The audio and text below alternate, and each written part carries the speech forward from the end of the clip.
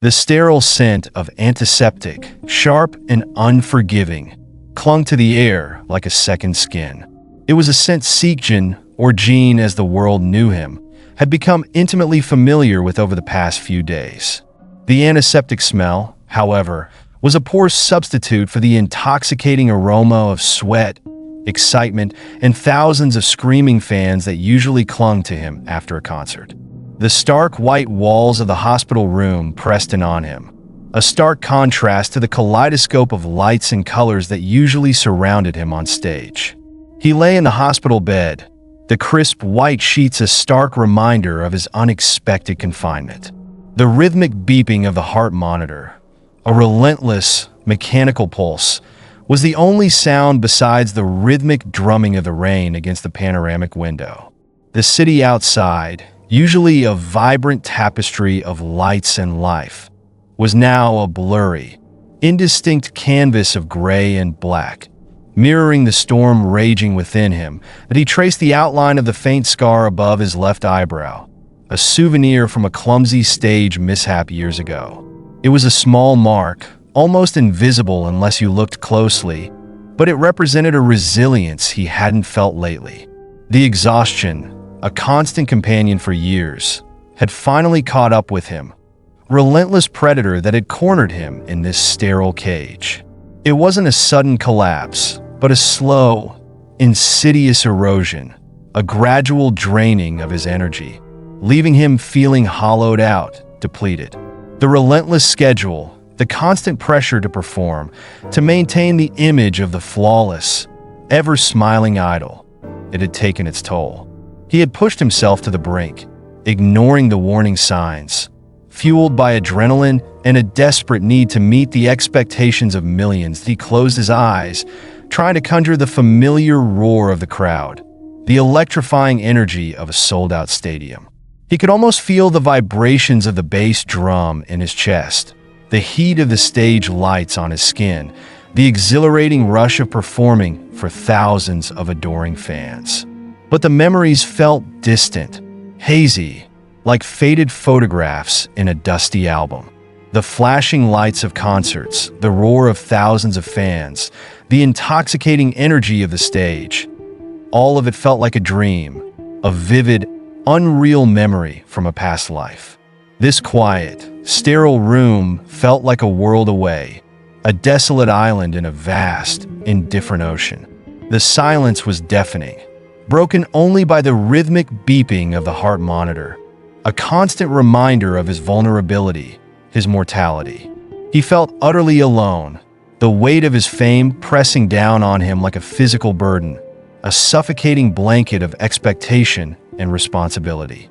The mask he wore on stage, the carefully constructed persona of the confident, charismatic idol, felt heavy and suffocating in this moment of vulnerability.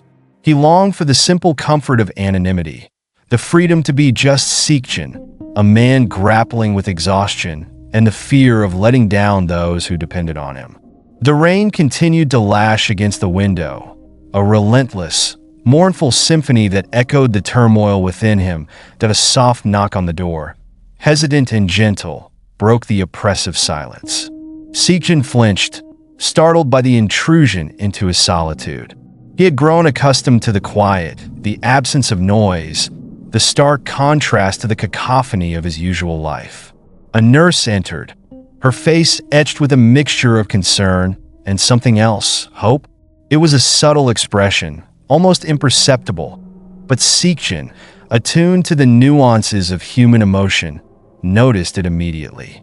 She held a small, worn teddy bear, its fur matted and faded, one button I'm missing, a testament to years of love and countless cuddles.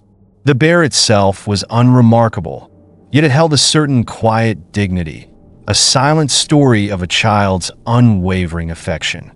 A young patient, a little girl named Hannah, wanted to give this to you, the nurse explained softly, her voice gentle and reassuring. She spoke with a quiet reverence, as if handling a sacred object. She's battling leukemia, and she's a huge fan. She said she wanted you to know she's fighting hard, just like you. The words hung in the air, heavy with unspoken emotion. Seokjin felt a lump forming in his throat, a sudden constriction in his chest. He took the bear, its worn fabric surprisingly comforting, a tangible link to a life beyond the sterile confines of his hospital room. The weight of the bear was insignificant, yet it felt profound, a symbol of a child's unwavering hope and resilience. Attached to the bear was a small, handwritten note, folded with a care that belied the trembling hands that must have created it. With trembling hands of his own, hands that had once effortlessly strummed a guitar, he unfolded the note. The childish scrawl, uneven and slightly shaky, was a testament to the effort it must have taken to write. The words, simple yet profound, struck him with the force of a physical blow.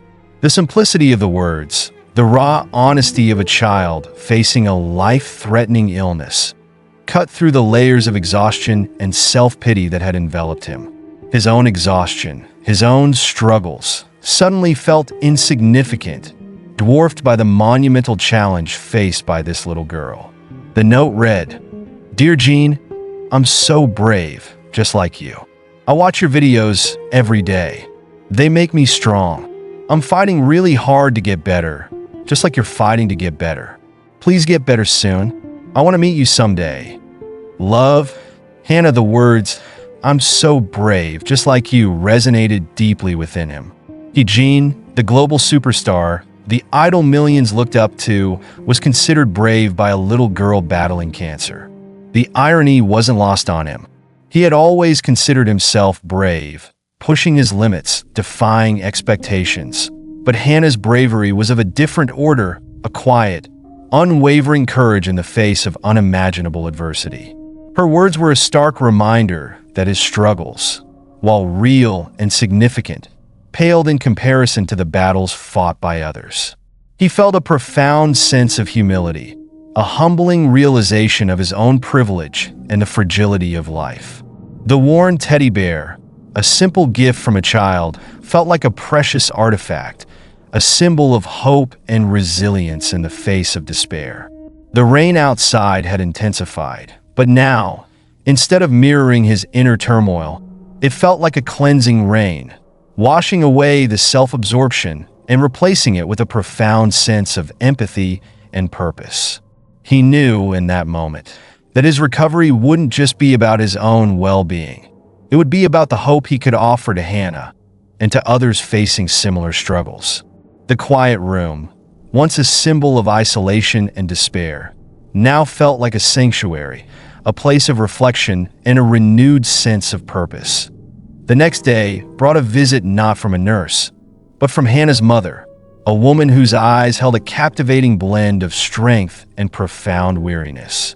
Her smile was tentative, a fragile bloom threatening to wilt under the weight of unspoken anxieties. She carried herself with a quiet dignity, a resilience born from necessity, a quiet strength that resonated deeply with Seokjin. He instinctively knew this wasn't just a mother visiting her sick child. This was a warrior sharing her battle scars.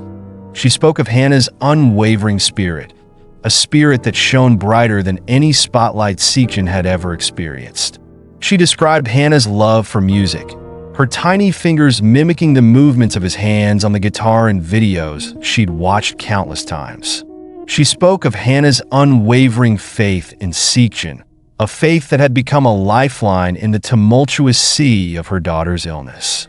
The mother's voice, though soft, carried the weight of countless sleepless nights, the burden of a mother's unwavering love and fear. "She's been so weak lately," the mother confessed, her voice cracking, the carefully constructed dam of composure finally breaking. Tears welled in her eyes, but she quickly blinked them back, her gaze unwavering. "But the thought of meeting you, it keeps her going. It's the only thing that gives her strength." The words hung in the air, heavy with unspoken emotion, a testament to the power of hope and the unwavering love of a mother. Seokjin listened, his heart aching for this brave little girl and her devoted mother. He felt a profound connection, a shared struggle against an invisible enemy. It wasn't just about his own exhaustion. It was about a shared battle against adversity, a silent understanding between two souls fighting their own battles. He wasn't just fighting exhaustion. He was fighting for the chance to inspire, to offer hope, to be a beacon of light in the darkness. He felt a surge of empathy, a profound connection to this woman who, like him, carried the weight of the world on her shoulders. He saw in her eyes the same relentless determination he felt within himself, the same unwavering commitment to fight, to endure, to never give up, that he decided then and there that he would meet Hannah, no matter the cost. His own exhaustion suddenly felt insignificant, a mere inconvenience compared to the monumental struggle faced by this little girl and her mother. He would use his platform, his influence, his very being to bring a moment of joy, a flicker of hope into their lives. The sterile room, once a symbol of isolation and despair, now felt charged with a new energy, a sense of purpose that transcended his own physical limitations. Despite his weakened state, SEOKJIN insisted on meeting Hannah. The hospital staff, initially hesitant, were moved by his unwavering determination, his genuine compassion. They saw in him not just a famous celebrity, but a man driven by a profound sense of empathy and a desire to make a difference. He was wheeled into Hannah's room, a small, brightly decorated space that belied the gravity of the situation. The walls were adorned with drawings, vibrant splashes of color that contrasted sharply with the sterile environment of the hospital. Stuffed animals, each with its own unique character, were scattered across the bed and shelves, silent witnesses to countless stories and whispered secrets. Hannah lay in bed, her face pale but her eyes shining with an almost unbelievable light. Her gaze was fixed on SEOKJIN as he entered, a mixture of awe and anticipation in her eyes.